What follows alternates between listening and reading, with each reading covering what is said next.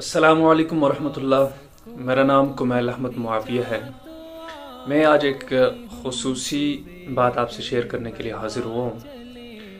محمد بلال خان شہید رحمۃ اللہ علیہ اور مولانا طارق جمیل صاحب حفظہ اللہ کا ایک آپس میں جو کال تھی، ایک مکالمہ تھا، طویل گفتگو، وہ گزشتہ دنوں کسی نے لیک کی ہے۔ اس کے بعد سوشل میڈیا کے اوپر ایک نیا ایشو کھڑا ہو گیا۔ بہت سے لوگوں کا خیال ہے کہ اس کال کو لیک میں نے یعنی کمیل نے کی ہے یا پھر اس کی فیملی میں سے کسی نے کیا۔ ایسا کچھ بھی نہیں ہے۔ اگر ہم نے کرنا ہوتا تو مولانا طارق جمیل صاحب اور بلال کی جو گفتگو تھی وہ بلال کی شہادت سے پہلے بھی ہمارے پاس موجود تھی، ہم اس وقت کر دیتے یا شہادت کے بعد ہم کرتے۔ ہم نے ایسا نہیں کیا، یہ کسی اور نے لیک کیا، کیونکہ بلال نے یہ چند دوستوں کو خود دی تھی۔ یہ کلپ جو تھے امانت کے طور پہ دیے تھے، اس میں کسی نے خیانت کی۔ اب ہمیں واللہ نہیں معلوم کہ کس نے پہل کی ہے، کس نے کی ہے۔ مجھے تو 2-3 دن پہلے یہ کسی نے لنک بھیجا تھا، میں نے جب وہ لنک اوپن کیا تو یوٹیوب پہ وہ کلپ موجود تھا۔ تو سب سے پہلے یہ جو غلط فہمی ہے کہ یہ ہم لوگوں نے لیک کی ہے، یہ دور ہو جائے، یہ کسی اور نے لیک کی ہے۔ اور دوسری بات یہ ہے کہ ہم سب کو وسعت ظرفی کا مظاہرہ کرنا چاہیے۔ محمد بلال خان شہید رحمۃ اللہ علیہ اور مولانا طارق جمیل صاحب دونوں ہمارے سرمایہ ہیں۔ بلال تھے اور مولانا طارق جمیل صاحب اب سرمایہ ہیں۔ تو دیکھیں، اختلاف رائے ہر جگہ پہ ہوتی ہے۔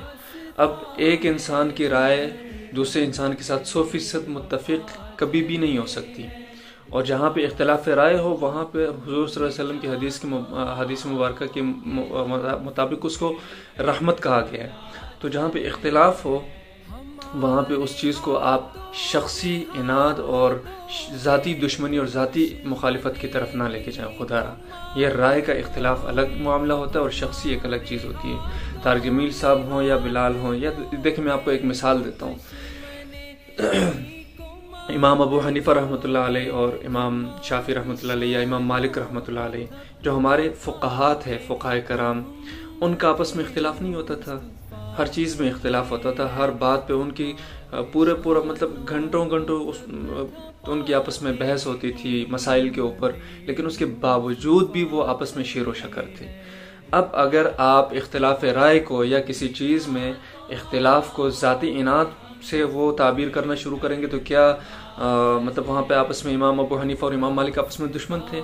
یا اگر آپ امام ابو حنیفہ رحمۃ اللہ علیہ کی رائے کی تائید کرتے ہیں، ان کی تقلید کرتے ہیں، تو کیا آپ نعوذ باللہ امام مالک رحمۃ اللہ علیہ کو دشمن قرار دینا شروع کر دیں گے؟ یا ان کی تمام محنت، ان کی فقہ کے اوپر جتنا کام ہے اس کو آپ غلط ثابت کرنا چاہیں گے؟ تو میں یہاں پہ بلال اور طارق جمیل صاحب کو فقہا سے کمپیئر نہیں کر رہا۔ یہ پھر آپ بعض کمزور لوگ آ جاتے ہیں کہ بھائی کہاں طارق جمیل، کہاں بلال اور کہاں امام ابو حنیفہ اور امام مالک۔ یہ میں آپ کو ایک مثال دے رہا ہوں، سمجھا رہا ہوں کہ اختلاف رائے ہوتا ہے، اور جہاں پہ ایک طرف کے چاہنے والے دوسری طرف کے اس کو جو فریق ہوتا ہے اس کو بالکل غلط نہیں قرار دے سکتا ہے۔ اختلاف جس چیز میں ہو اس چیز میں صرف آپ اپنا وہ ظاہر کریں، اس میں جہاں پہ آپ کا دل مطمئن ہو اس طرف آپ چلے جائیں، لیکن اس ایک اختلاف کی وجہ سے دوسرے فریق کی تمام نیکیاں، تمام اچھائیوں پر پانی نہیں پھیرا جا سکتا ہے، ٹھیک ہے؟ تو بہت سارے لوگ ابھی طارق جمیل صاحب ابھی جو گرے ہیں، گرنے کی وجہ سے ان کو چوٹ آئی ہے اور وہ خون بہنے کی وجہ سے ان کی کافی طبیعت خراب ہوئی، تو اس پر کئی لوگوں کے کمنٹس اور چیزیں پڑھ کے میں حیران ہوں۔ لوگ کہتے ہیں کہ بلال کی شکایت پہنچ گئی۔ دیکھیں، بلال کا ان سے اختلاف تھا، بہت ساری چیزیں تھیں اپنی جگہ، لیکن بلال کو شہید ہوئے تو 1 سال ہونے والا ہے، اور طارق جمیل صاحب اور ان کی آپس میں جو گفتگو ہوئی تھی اس کو تقریباً سال سے اوپر کا عرصہ گزر چکا ہے، وہ ابھی جا کے گرے۔ تو مطلب یہ اس سوچ کو ہمیں تبدیل کرنا چاہیے، ہمیں وسعت ظرفی کا مظاہرہ کرنا چاہیے۔ جو انسان دین کے جس شعبے میں کام کر رہا ہے اس کی قدر کریں۔ دین ایک گلدستے کا نام ہے، ٹھیک ہے؟ جہاد ایک الگ میدان ہے، تبلیغ ایک الگ میدان ہے، تحقیق الگ میدان ہے، تعلیم و تعلم الگ میدان ہے۔ تو جو بندہ اللہ تعالیٰ جس اپنے بندے سے جس میدان میں اپنے دین کا کام لے رہے ہیں، آپ کو اس کی تائید کرنی چاہیے، ان کی قدر کرنی چاہیے، ٹھیک ہے؟ اب دیکھیں، بہت سارے ہمارے مفتیان کرام اور علماء کرام فقہ کے اندر کام کر رہے ہیں، لوگوں کے مسائل ان کے سامنے جاتے ہیں، وہ ان کے مسائل کا حل ڈھونڈتے ہیں۔ بہت سارے ہمارے علماء کرام میدان جہاد کو سنبھالے ہوئے ہیں، بہت سے تعلیم و تدریس وغیرہ کو سنبھالے ہوئے، بہت سے علماء جو ہیں وہ تبلیغ کا کام کر رہے ہیں۔ تو یہ سارے دین کے شعبے ہیں، آپس میں کچھ چیزوں میں اختلاف ہو سکتا ہے، لیکن اس کی وجہ سے آپ ایک دوسرے کو دست و گریباں ہو کے ایک دوسرے دوسرے کو بالکل جہنم تک نہ لے کے جائیں، خدا کا واسطہ ہے۔ تو اپنی سوچ کو بدلیں، اور اپنے علماء کرام جو بھی اس وقت ہمارے پاس موجود ہیں، جو فقہ کے میدان کے اندر ہیں، جیسے مفتی تقی عثمانی مدظ اللہ العالی، اور اسی طریقے سے مولانا طاہر جمیل صاحب، جو بھی ہمارے اکابرین جس میدان میں موجود ہیں، ان کی آپ قدر کریں، ان کے لیے دعا کریں، ان کی زندگی، ان کے علم و عمل میں برکت کی دعا کریں۔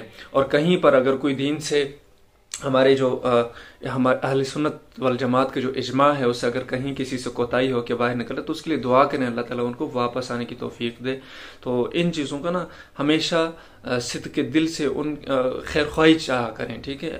جس انسان کے اندر بغض اور عناد آ جاتا ہے کسی اختلاف کی وجہ سے، ذاتی جب وہ چیز آ جاتی تو پھر وہ رستے سے یا پٹری سے اتر جاتا ہے۔ تو اس چیز کو خدا را اپنی سوچ کو تبدیل کریں، اور اختلاف کو اختلاف ہی رہنے دیں، اس کو ذاتی دشمنی یا ذاتی عناد کی طرف نہ لے کے جائیں۔ ہم سب مسلمان ہیں، ہم سب کلمہ گو ہیں، اللہ تعالی ہم سب کا خاتمہ ایمان کے ساتھ نصیب فرمائے، اور روز محشر حضور صلی اللہ علیہ وسلم اور صحابہ کرام کی جوتیوں میں ہمیں جگہ نصیب فرمائے۔ اپنی دعاؤں میں یاد رکھیں، انشاءاللہ ملتے ہیں پھر کسی ویڈیو میں۔ السلام علیکم ورحمۃ اللہ۔